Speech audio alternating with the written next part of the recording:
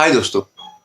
आंखों से हम लोग पूरी दुनिया देख सकते हैं, बट जब इन आंखों में कचरा फंस जाए तो हम कुछ नहीं देख पाते। दोस्तों, दूसरों को मुसीबत में देख के हम उसको नसीहत दे सकते हैं, पर जब हम लोग खुद मुसीबत में फंस जाते हैं तो हमें मालूम पड़ता है कि चैलेंज क्या होता है, और उस टाइम पे सारा ज्ञान याद आ जाता है। दोस्तों, एक कहानी है एक बादशाह की। उसके पास एक शाही कुत्ता था। उस कुत्ते को वो जी जान से ज्यादा प्यार करता था। उसकी प्रजा तो बोला करती थी कि यार शायद मैं एक कुत्ता होता तो मैं आज कितना ठाट से रहता था। बादशाह का सारा ध्यान उसके प्रजा से जब होकर अपने कुत्ते पे था।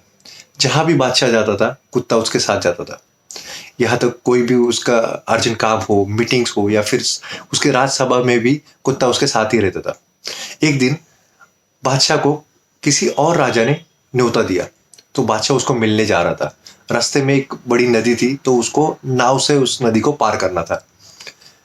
बादशाह ने कुत्ते को भी साथ में ले लिया। उस नाव में उसके कुछ गिने चुने मंत्री, सेनापति और कुछ बाकी के पैसेंजर्स थे।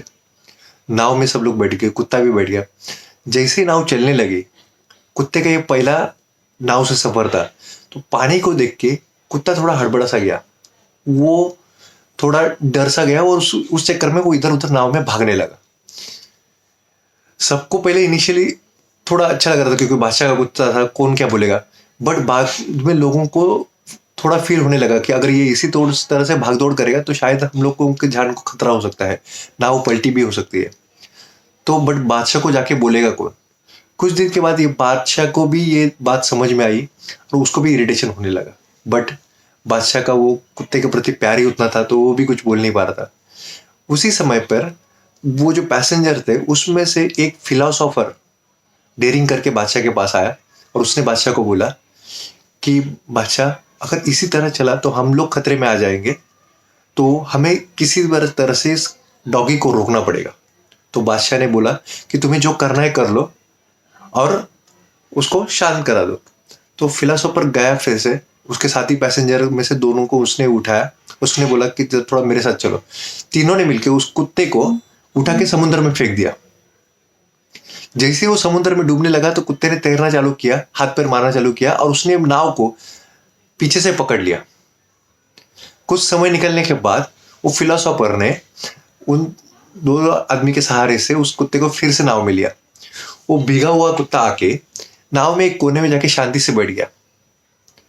सब लोग उसको देख के हैरान हो गए। तो बादशाह ने उस फिलोसोफर को बुला के पूछा कि ये तुमने कैसे किया, कैसे तुमने सोचा। तो फिलोसोफर ने बोला कि जब उसके ऊपर खुद पे वो बीती, जब उसके जान पे बीती, तो उसको समझ में आया, इसलिए वो जाके शांत बैठा। दोस्तों, ये छोटी सी कहानी है, बट इससे हमको वही नसीहत मिलती है कि जब तक दूसरों के लाइफ में प्रॉब्लम है हमें पता नहीं चलता, बट जब हमारे लाइफ में खुद में प्रॉब्लम आती है तो हमें उससे प्रॉब्लम का अंदाजा आ जाता है। हम लोग बैठ के आराम से कमेंट्री कर सकते हैं कि लास्ट बॉल पे 6 मारा जा सकता था, बट उसने मारा नहीं।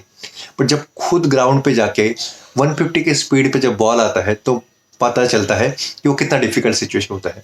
तो लाइफ में instead of giving suggestions to other, हमें अपनी खुद की लाइफ कैसे इंप्रूव कर सकते हैं, कैसे हम लोग उसको अच्छी बना सकते हैं, इसके ऊपर हमें ज़्यादा से ज़्यादा फोकस होना चाहिए, ना कि हम लोग दूसरे के फटे में टांग डालें। So this is the message for today. Thank you, God bless you.